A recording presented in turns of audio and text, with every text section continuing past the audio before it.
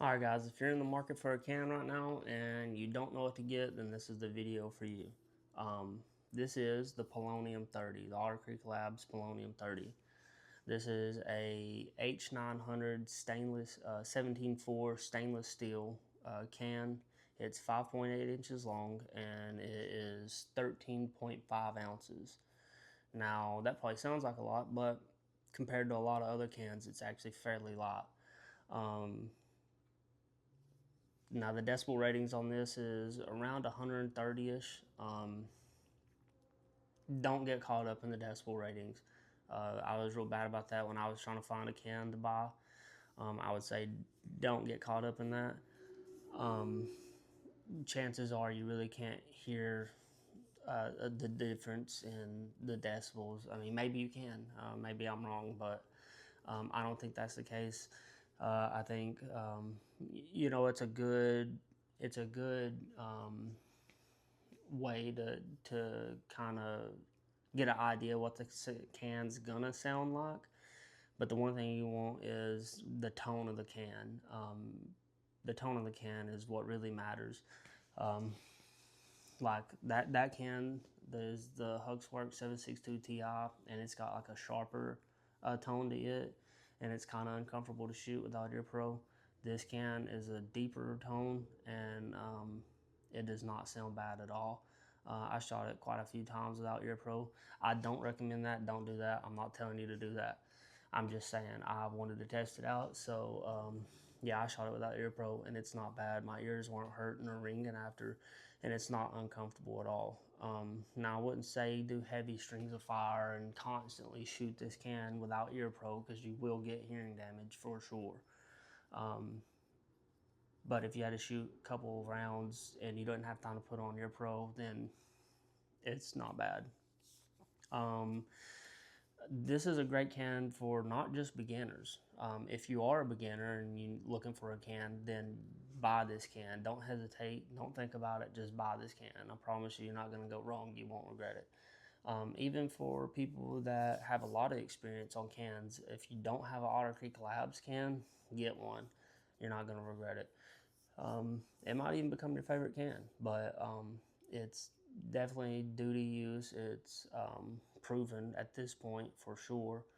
And then on top of that, the warranty that you get with these cans is great. Now, I say that because, a lot of people probably don't use warranties on guns and other products. However, with this being an NFA item and how hard it is to get these, and the wait time that it is to have to get these, and you can't repair them yourself, you're going to want a good warranty. So Otter Creek Labs has a great warranty. It's basically no questions asked, really, unless you're using chemo. If you use chemo, then they'll still repair the can for you, but it's just going to cost you money for them to repair it, which makes sense because chemo does suck. I originally had chemo on here, and what I don't like about chemo is it adds like this much more length to the can, which for one looks stupid, and then two, it adds more weight, length, and it carbon locks real easy. The carbon lock on a chemo sucks. So I'm not even going to recommend you guys get it.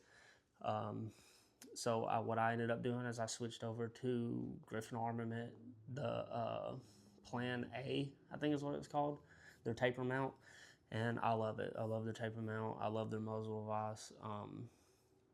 It's just great.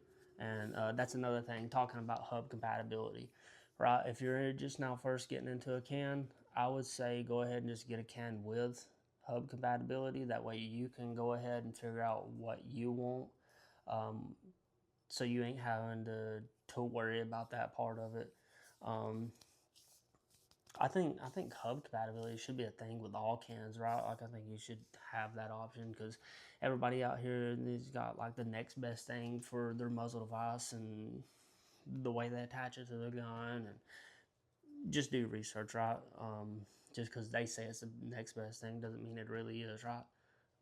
So for a starter can, or even just you need another can that's a duty can, get this can.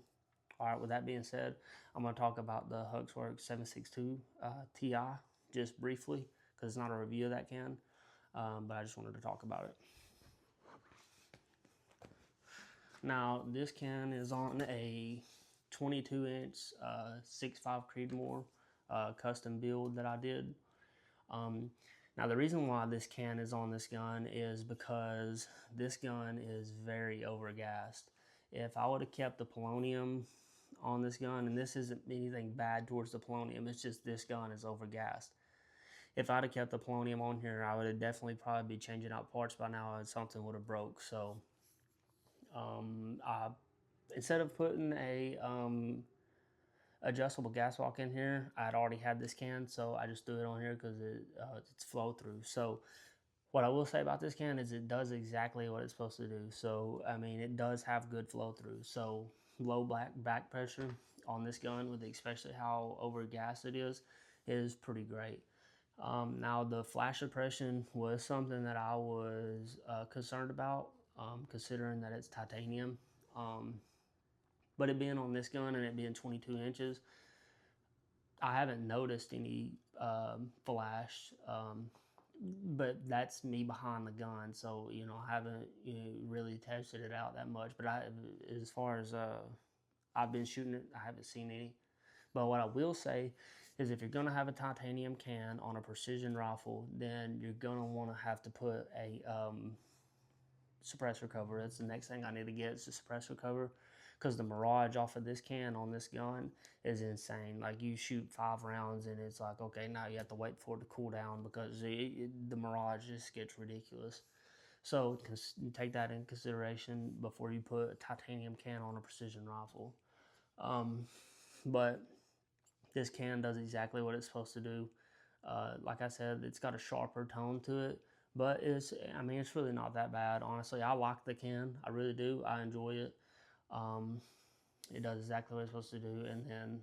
But I will say this though, this can is not worth the price that is on this can.